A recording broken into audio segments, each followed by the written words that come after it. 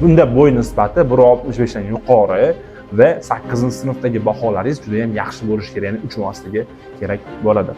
Va bitirganingizdan so'ng agar 30% xohlagan harbiy oliygohingizga, 15% davlat oliygohlariga lьгота. Hamma yotoqxona, forma, pitание, o'qish xarajatlari, BS pravani o'qish xarajatlari mutlaqo tekindir. Qolgan hammasida 170. 170 dan pastlari qabul qilinmaydi.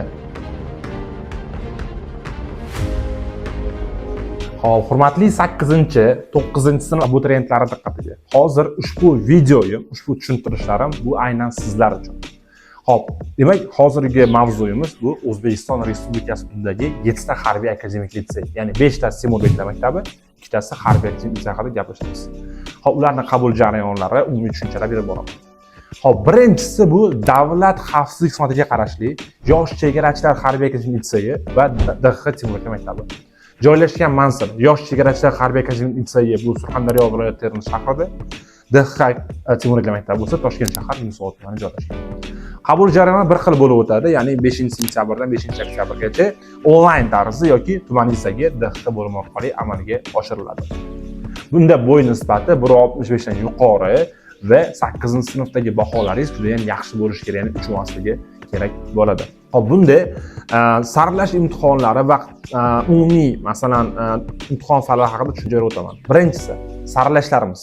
Ikkalasida ham birinchisi bayon imtihonlari bo'lib o'tadi, ikkinchisi psixologik test imtihonlari bo'lib o'tadi. Undan keyin tibbiy ko'riklarimiz mavjud, hujjat yig'ish jarayonlari va imtihon fanlarida tarix, chet tili fanlaridan bo'lib o'tadi. Bunda proqatnoy ballarimiz ancha ham yuqori va yana bir narsani aytib o'tishim kerak. Yosh chegarachilar harbiy akademik litseyida aniq fanlar yo'nalishi ham mavjuddir. Masalan, DXX akademik litsey Timur Beklar maktabida bo'lsa, bunda faqatgina ijtimoiy gumanitar yo'nalishlari bo'lib o'tadi. Qabul kvotasi respublika bo'yicha hisoblanadi 100 ta o'rin berilgan. O'qish muddati 2 yil. Sizda to'liq davlat granti asosida pitание, yotoqxona, o'qish xarajatlari va BS pravaga tekinga o'qitib berilish va bitirganingizdan so'ng agar 30% xohlagan harbiy oliygohingizga, 15% davlat oliygohlariga lьгота. Bundan tashqari, agar siz Qizilga bitirsangiz, Davlat xavfsizlik akademiyasiga saralash imtihonlari va tibbiy ko'rikdan o'tganingizdan so'ng imtihonlarsiz to'g'ridan-to'g'ri qabul qilinasiz. Va bu eng zo'r ma'lumotlarimizdan biri edi. Endi keyingi boshqa harbiy akademik litseylar haqida gaplashamiz. Undan keyingilarini qabul jarayonlari hammasi bir vaqtda boshlanadi. 1-fevral sanasidan boshlanadi. Endi bunda bo'y nisbatlari hammasida har xil. Demak, boshlaylik. Birinchisi, Milliy gvardiya Timur Beklar maktabi joylashgan joyi Toshkent shahrida joylashgan. Bunda bo'y nisbati 1.70. Buni boshqa Timur Beklar maktabidan farqli tomonlari, bunda qizlar ham qabul qilinadi. Yo'nalishlari 3 ta. Birinchisi, ijtimoiy gumanitar fanlarda huquq, chet tili fanlari. Asosiy fanlarimizda matematika, ingliz tili, matematika, fizika fanlari mavjud. Saralash imtihonlarida diktant, psixologik test va jismoniy tarbiya mavjud. Jismoniy tarbiyamizda 2 km cross, 8 daqiqa, 100 metr yugurish 14 sekund va turnik 9 ta qilib belgilangan. Keyingisi bu Nukus shahridagi Ichki ishlar vazirligi tarkibidagi Timur Beklar maktabi. Bunda ham 2 yo'nalishga bo'lingan aniq fanlar va ijtimoiy gumanitar fanlar. Matematika, chet tili va tarix, chet tili fanlaridan imtihonlar bo'lib o'tadi. Saralash bosqichlari hammasida bir xil, ya'ni diktant, psixologik testlar, tibbiy ko'riklardan iboratdir. Endi bunda qanday? Buni farqli tomoni bor. Bunda har bir viloyatga alohida kvota beriladi. Ichki ishlarnikida faqatgina. Qolganlarida respublika bo'yicha hammasi bir xil. Va Milliy gvardiya Timur Beklar maktabiga ham, Nukusga ham 150 tadan o'rin berilgan. Keyingisi bo'lsa Farg'ona shahridagi Mudofaa vazirligi tarkibidagi Timur Beklar maktabi. Bunda bo'y nisbati 1.70, faqat o'g'illar qabul qilinadi. Yo'nalishlarimiz faqat aniq fanlarga ixtisoslashgan. Matematika, fizika fanlaridir. Keyingisi Qarshi shahrida joylashgan Favqulodda vaziyatlar vazirligi qarashli Timur Beklar maktabi. Bunda ham xuddi shunaqa bo'y nisbati 1.70, o'qish muddati 2 yil, imtihon fanlari asosiysi matematika, fizika fanlari. Saralashlar barchasida bir xil. Va bularni hozir sanab o'tganlarimda hammasidagi Qizilga bitirsangiz, o'zini vazirlik tarkibidagi oliygohlarga imtihonlarsiz qabul qilinasiz. Endi tabelidagi baholarga faqatgina Davlat xavfsizlik xizmati Timur Beklar maktabiga qariladi. qolgan Temurbeklar maktabida tabildagi bahoga qaralmaydi. Keyingisi bo'lsa Xorazmda joylashgan Jaloliddin Manguberdi harbiy akademik litseyi. Bunda bo'y nisbati 1.65. Yo'nalishi o'sha matematik fizikaga ixtisoslashtirilgan va bunda ham o'sha qabul kvotasi 100 ta o'rin berilgan. Endi qaranglar, shu joyda aytib o'tishim kerak.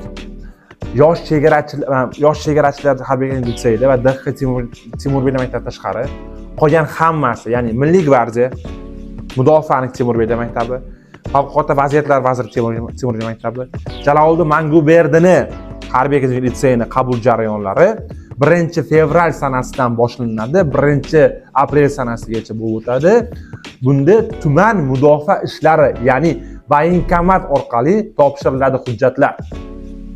Borganingizda o'zlari aytishingiz kerak, qaysi litseygaligingizda. Endi faqatgina Ichki ishlar vazirligi Temurbeklar maktabiniki bunda tuman ichki ishlar bo'limlari orqali amalga oshiriladi. Endi bularning hammasini o'qish muddati 1 xil 2 yil, to'liq davlat granti asosida o'qitilasiz va eng muhimi o'sha hammasi yotoqxona, forma, pitaniya, o'qish xarajatlari, BS pravani o'qish xarajatlari mutlaqo tekindir. Hozir menimcha sizlarda savol qoldirmaydigan darajada tushuntirib berdim. Bo'y nisbatlari bitta Jaloliddin Manguberdi harbiy akademik litseyida 1.65, DXXda 1.65, ichki ishlarda 1.65, yosh chegarachilarda 1.65 dan qabul qilinadi. Qolgan hammasida 1.70. 1.70 dan pastlari qabul qilinmaydi. Imtihon fanlarigacha aytib o'tdim, shunga yarasha tayyorgarliklar ko'rishinglar kerak. Endi bularni bitirganlar, tasavvur qilinglar, 30% nima degani o'zi? Misol uchun siz 150 ball to'pladingiz, buni DXX topshirdingiz, 30% 45 ball qo'shib beriladi va 195 ball bilan siz bemalol o'qishga kirsangiz bo'ladi. Endi agar siz mana shu Temurbeklar maktabiga mukammal tarzda barcha fanlardan imtihonlarga saralash bosqichlaridan tortib, o'sha hujjat topshirish jarayonlari, tibbiy ko'riklarda amaliy yordam ko'rsatadi, Qosim stadiyada mavjuddir. Agar siz boshqa viloyatda bo'lsangiz, bizda o'qimoqchi bo'lsangiz, kazarmali maktabimiz ham mavjud. Maktabingizda ko'chirgan holatda sizni barcha fanlardan, saralash imtihonlaridan to'liq mukammal darajada tayyorlab chiqarib beramiz.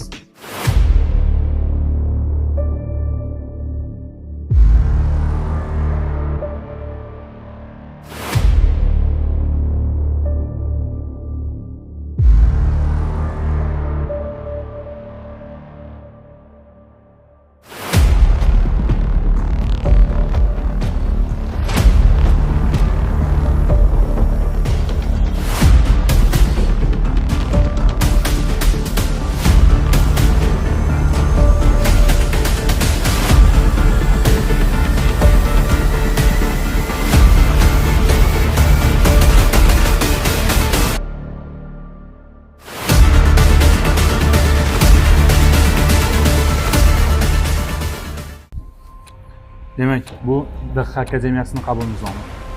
Bunisi Ichki ishlar akademiyasining qabul nizomi. Bu Jamoat xavfsizligi universitetining qabul nizomi. Farzandingizni olib qolishimiz uchun yagona shartimiz bor. Bu eti bizga, suyagi sizga.